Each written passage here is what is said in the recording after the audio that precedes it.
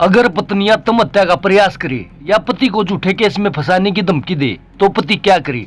दोस्तों आज हम इसी विषय पे बात करेंगे, तो बने रहिए वीडियो के एंड तक। प्रश्न नंबर 1, मेरी पत्नी मुझे झूठे दहेज केस में फंसाने की धमकी देती है तो क्या करूं।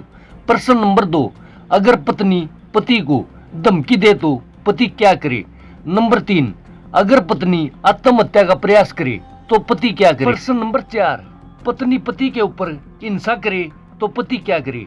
नंबर 5, मेरी पत्नी मुझे धमकी देती है, मैं क्या करूं। जानिए घरेलू हिंसा अधिनियम क्या है। उत्तर, ऐसे बहुत सारे लोग हमसे ऐसे बहुत तरह के सवाल पूछते हैं क्योंकि कुछ झगड़ालू प्रकार की पत्नियां अपने मनमानी बात पति से मनवाने के लिए पति को झूठे केस में फंसाने की या आत्महत्या करने तक की धमकियां देने लगती हैं। कानून में ऐसे कई प्रावधान हैं जो खास महिलाओं के लिए किया गया है।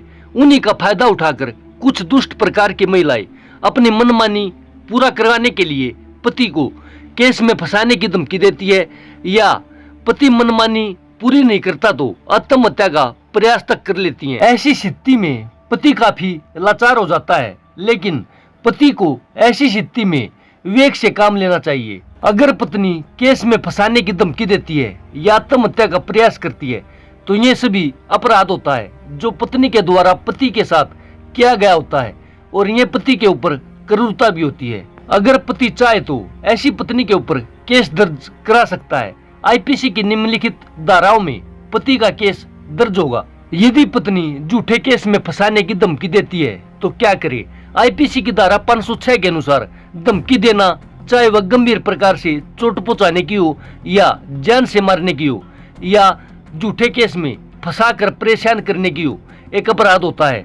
आईपीसी की धारा 506 में यह प्रावधान है कि जो भी कोई व्यक्ति किसी व्यक्ति को आपराधिक धमकी देता है उसे 2 वर्ष तक का कारावास या जुर्माना या कारावास और जुर्माना दोनों से दंडित किया जा सकता है।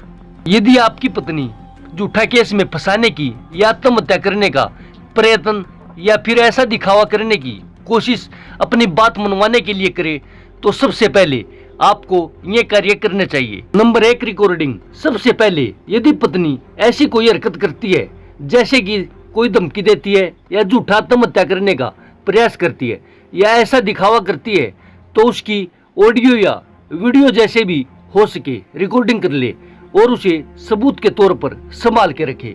नंबर 2, गवाह। ऐसी परिस्थिति में पति को चाहिए कि वो अपने आसपास के लोगों को जो आपके प्यारे हों और विश्वसनीय हों, आवश्यकता पड़ने पर गवाही दे सके। कोर्ट में जाकर या पुलिस थाने में उन्हें बुला ले और पत्नी द्वारा किए गए इस हरकत को दिखाए ताकि वह साक्षी बन जाए और आवश्यकता पड़ने पर पति के फेवर में बोल सके। नंबर 3, 100 नंबर की पुलिस को कॉल करे। यदि कभी पत्नी आत्महत्या का प्रयत्न करती है तो बिना घबराए ही तुरंत 100 नंबर पुलिस को कॉल करना चाहिए और इस बात की शिकायत करनी चाहिए। यह भविष्य के लिए आपके पास बहुत बड़ा सबूत बन जाता है। खुद के बचाव के लिए आप जब चाहे आपकी क्या बात कंट्रोल रूम में हुई है उसकी आरटीआई करके मंगा सकते हैं। पुलिस को लिखित में शिकायत जब आपकी पत्नी धमकी देती है या आत्महत्या करने का प्रयास करती है अथवा किसी अन्य प्रकार की धमकी देती है तो आपको पुलिस को लिखित में शिकायत करनी चाहिए। आपके लिए बेहतर होगा कि आप यह शिकायत इंडियन पोस्ट के माध्यम से भेजें जिससे कि आपको एक रसीद प्राप्त हो जाती है, क्योंकि यदि आप पुलिस को शिकायत बाई हैंड देंगे तो पुलिस उसकी रिसीविंग आपको नहीं देगी और यदि आप शिकायत पोस्ट से भेजते हैं तो आपको एक रसीद प्राप्त होती है जो कि एक सबूत होता है कि आपने शिकायत किया था।